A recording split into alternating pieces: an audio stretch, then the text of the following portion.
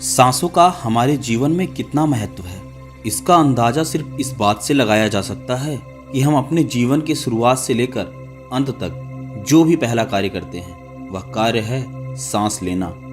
वैसे सांसों पर मैंने बहुत सी वीडियोस बनाई हैं जिससे आप अपने जीवन में विभिन्न बदलाव कर सकते हैं। यदि आप उन वीडियोस को देखना चाहते हैं तो नीचे डिस्क्रिप्शन में या ऊपर आई बटन पर चेक कर सकते हैं।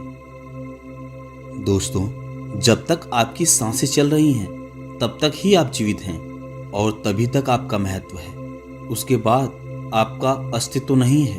परंतु क्या कभी आपने अपने सांसों के बारे में जानने का कोई प्रयास किया और क्या ही कभी आपने इसे समझा?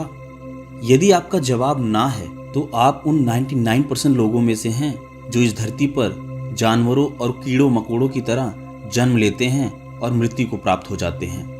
बड़े बड़े साधु महात्माओं ने इस सांस को जानने को ही साधना बताया है। इन्हीं सांसों से आपकी शुरुआत है और इन्हीं सांसों तक ही आपका अंत है। सबसे छोटी बात, यदि आप ध्यान दें तो क्या कभी आपने अपने सांसों को गिनने की कोशिश की? यदि आप अपने श्वास के स्पंदन पर ध्यान दें तो प्रत्येक परिस्थिति में आपके श्वासों की गति और उसका स्पंदन स्तर अलग अलग होगा और यही श्वास आपके विचारों को भी प्रभावित करता है। यदि आप इस पर विचार करेंगे तब आप पाएंगे कि आप अपने जीवन, अपने श्वासों पर इतना भी महत्व नहीं देते जितना कि आप अपना समय इंस्टाग्राम और फेसबुक पर खर्च करते हैं। यदि आप पुनः विचार करेंगे तो आप पाएंगे कि आप अपने स्मार्टफोन के बारे में 60 से 70% तो जानते ही होंगे। आप अपने उस स्मार्टफोन के तमाम फंक्शनों के बारे में जानते होंगे। यदि उसमें कोई भी दिक्कत हो जाए तो आप तुरंत घबरा सा जाते हैं और इससे आपको पता चल जाता है कि आपके फ़ोन में क्या गड़बड़ी हो रही है। लेकिन क्या आप अपनी सांसों के बारे में जानते हैं, जो कि आपके लिए बहुत महत्वपूर्ण है? जब ये सांसें चलती हैं तभी आप इतना आनंद ले पा रहे हो और जब ये सांसें खत्म होंगी तो आपका सब कुछ खत्म हो जाएगा। असल में हमारी श्वासों में ही जीवन का संपूर्ण रहस्य छुपा होता है। हमारे मन की भावनाओं के अनुरूप ही हमारे श्वास की लय बदलती जाती है। महान तत्वदर्शी यह कहते हैं कि हमारी श्वासें हमें गिनती से मिलती हैं। अब गिनती में मिली हुई इन सांसों को हमें कैसे उपयोग करना है या तो हमें अवश्य ही जानना होगा। आपके सांसों का हर एक लय शारीरिक स्तर पर आपके शरीर के विभिन्न अंगों पर अपना प्रभाव डालती है। आपको बस उस पर थोड़ा सा ध्यान देना होता है। उदाहरण के लिए, जब हम खुश होते हैं तब हम अपने अंदर कुछ फैलाव महसूस करते हैं और जब हम दुखी होते हैं तो हमारे अंदर कुछ सिकुड़न आ जाती है। हम खुद को दबा हुआ महसूस करते हैं। हालांकि हम खुशी को, दुख को और संवेदनाओं को महसूस तो करते हैं परंतु उनके परस्पर संबंध को नहीं पहचान पाते। आपके अंदर वह जो फैलता है उसको समझना ही ज्ञान है। आपके अंदर वह ज्ञान, वह फैलाव और सिकुड़ना ही चेतना का स्तर है। यही जीवन का अध्ययन है, प्राण का अध्ययन है और इसे ही लोग आयुर्वेद का अध्ययन भी कहते हैं। यदि आप अपनी सांसों को समझ लेते हो तो आप अपने जीवन के हर उस रहस्य से पर्दा उठा सकते हो। आपके जीवन में आपके स्वास्थ्य से संबंधित, आपके विचार से संबंधित कोई भी जानकारी बची नहीं रहेगी। आप अपने श्वासों पर ध्यान देने लग जाओ। आप इसको समझ लो, इसके कार्यों को समझ लो। क्या आपने कभी इस पर विचार किया है कि 1 मिनट में आप कितनी बार सांस लेते हैं? श्वास जीवन का पहला कृत्य होता है और यही श्वास ही जीवन का अंतिम कार्य भी है। हम सारा जीवन श्वास लेते रहते हैं और श्वास को छोड़ते रहते हैं, परंतु हम कभी अपनी श्वासों के प्रति ध्यान नहीं देते। असल में हमारे शरीर से 80 to 90% पॉजिटिव और नेगेटिव एनर्जी हमारी सांसों से ही निकलती है और हमारी श्वासों से ही डायरेक्ट अंदर भी जाती है, जबकि हम केवल अपने फेफड़ों के 30% क्षमता का ही उपयोग करते हैं। 1 मिनट में हम 16 से 17 बार सांस लेते हैं और यदि आप परेशान हैं तो आपकी यह श्वास 1 मिनट में 20 बार भी हो सकती है। और यदि आप अत्यधिक क्रोधित और चिंतित हैं तो यह 1 मिनट में 25 बार भी हो सकती है। और यदि आप शांत और प्रसन्न हैं तो 1 मिनट में 10 बार। और यदि आप ध्यान में हैं तो यह श्वास 2 से 3 बार ही होती है। और जब आप काम में उतरते हैं, काम वासना में उतरते हैं, तब यह श्वासों की लयबद्धता कई गुना बढ़ जाती है। इसीलिए कहा जाता है, यदि आप लंबा जीवन जीना चाहते हैं तो आपको ध्यान की अवस्था में, शांतिपूर्ण की अवस्था में रहना चाहिए। गहरे ध्यान की अवस्था में आपके सांसों की संख्या कम और लंबी हो जाती है। और मन को ऊंची स्थिति में रखने के लिए सांस का लंबा होना आवश्यक है। यदि आप किसी शिशु को देखें तो आपको आश्चर्य होगा कि वे कितनी संतुलित सांस लेते हैं। वे अपने शरीर के तीनों भागों से सांस लेते हैं। जब वे सांस लेते हैं तब उनका पेट बाहर आता है, और जब वे सांस छोड़ते हैं तो उनका पेट अंदर चला जाता है। परंतु यदि आप एक तनावग्रस्त क्रोधित व्यक्ति को देखो तो उसके साथ बिल्कुल इसके विपरीत होता है। असल में हमारा शरीर और हमारा मन केंद्र और परिधि में विभाजित है, या हमारा स्थूल शरीर परिधि है। और हम परिधि को तो जानते हैं, लेकिन हम यह नहीं जानते आपका अंतर मन कहाँ है। हमारी यह बाहरी सांस अंतः सांस में विलीन होती है।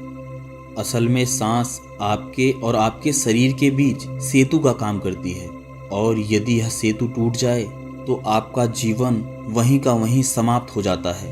यह तो आप जानते हो, लेकिन आप यह नहीं जानते कि आपके शरीर का केंद्र कहाँ है। आपका श्वास कहाँ तक जाता है और कहाँ से लौट कर वापस आता है। यदि आप ध्यान से देखें तो श्वास हमेशा केंद्र को ही जाता है। यदि आप अपने मन को श्वासों के उस केंद्र तक पहुँचा दो, वहाँ पर स्थिर रखना सीख लो, तो आप अपने अंदर अलौकिक शक्तियों को प्राप्त कर लोगे। और तब आप अपने जीवन के हर एक रहस्य को जान सकते हो। और यही आपके जीवन का लक्ष्य भी होना चाहिए। असल में हम अपने जीवन में पर्याप्त सांस लेते ही नहीं हैं, जिसके कारण वह केंद्र तक नहीं पहुंच पाती है। खासकर यदि हम आधुनिक समय, इस समय की बात करें तो हम कभी पर्याप्त सांस लेते ही नहीं हैं। यदि आप लगातार पर्याप्त सांस लेने लग जाओ तो आप कभी क्रोध कर ही नहीं पाओगे। आपका मन पूरे तरीके से शांत होगा और आप अपने मन का पूर्ण उपयोग कर पाओगे। आप हमेशा खुशमिजाज और चेहरे पर ताजगी महसूस कर पाओगे। जो भी व्यक्ति ध्यान, मेडिटेशन करता है वह अपने अंदर के केंद्र को जानने लगता है। और यदि आप उस केंद्र को जान लो और उस पर अपना ध्यान केंद्रित करने लग जाओ तो आपके साथ बहुत कुछ चमत्कारिक हो सकता है। आज के इस आधुनिक समाज में हम इतने सोच विचार में उलझे हुए हैं कि न जाने कितनी ही उलूल जुलूल बातें हमारे दिमाग में चलती रहती हैं, और जिसकी वजह से हमें ऐसा लगता है कि हमारा केंद्र खो गया है। असल में आपकी श्वासों को आपके नाभि तक जाना चाहिए। यदि आप किसी बच्चे को देखो, जब वह बच्चा क्रोध करता है तब वह पूरी समग्रता के साथ क्रोध करता है, और आपको भी लगेगा कि हाँ, उस समय क्रोध है और वह क्रोधित हो भी जाता है।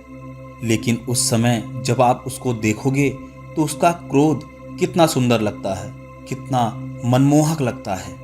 जब कोई समग्रता से क्रोधित होगा तो उसके अंदर एक सौंदर्य आपको दिखेगा, क्योंकि वह समग्रता के साथ सुंदर होती है।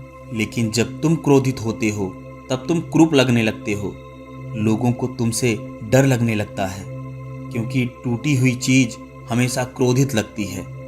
बच्चा जब क्रोधित होता है तब उसकी सांस में कोई परिवर्तन नहीं आता, लेकिन जब तुम क्रोधित होते हो तब तुम्हारी सांसों में परिवर्तन आने लगता है, और इसी कारण तुम कुरूप लगने लगते हो। और इस स्थिति में तुम अपने केंद्र से बिछड़ जाते हो। कभी हम भी बच्चे थे, लेकिन वो क्या बात है कि हम जैसे जैसे बड़े होते हैं हमारी श्वास की क्रिया उथली हो जाती है, और यह श्वास पेट तक कभी नहीं जाता। जब पेट तक जाएगा ही नहीं तो नाभि केंद्र को भी नहीं छू पाता। यदि आप खुद को ही देखो तो क्या आप पूरी सांस लेते हो? यदि आपके शरीर में कोई तकलीफ है, आपको कोई पीड़ा सता रही है और आपका मन अशांत है और आपको शारीरिक रूप से कोई परेशानी है, तो इस स्थिति में आप गहरा सांस लेने का प्रयास करो। आप बैठ जाओ, बिल्कुल शांति से बैठ जाओ। अब आपका ध्यान आपकी सांसों पर ही होना चाहिए और आपको यह भी ध्यान देना है कि आपकी सांसें आपकी नाभि तक जा रही हैं। और जब आप ऐसा कर पाते हैं तब आप पाएंगे कि आपने 24 घंटे में ही अपने अंदर बहुत से बदलाव कर लिए हैं। इतना ही नहीं, सांसों की महिमा अपरंपार है। यदि मैं केवल सांसों के बारे में ही बताने लगूं तो यह मेरा समस्त जीवन ही छोटा पड़ जाएगा। सांसों की शक्तियों, इसके रहस्यों, जीवन में सांस के महत्व के बारे में जितना बोला जाए उतना कम है। और यदि इस पे हम किताबें लिखने लगें तो हजारों किताबें लिख देंगे। परंतु दोस्तों, यदि आप अपने जीवन में बदलाव लाना चाहते हैं तो इन छोटी छोटी बातों पर ध्यान देना होगा और यह सांसें ही आपके जीवन में अतुलनीय बदलाव कर सकती हैं, जिससे आप अपने अंदर अलौकिक शक्तियों को महसूस कर पाएंगे। फिलहाल आज की इस वीडियो में इतना ही। सांसों पर और आपके सवालों पर ऐसे ही वीडियोस आती रहेंगी। तो मिलते हैं किसी और वीडियो में।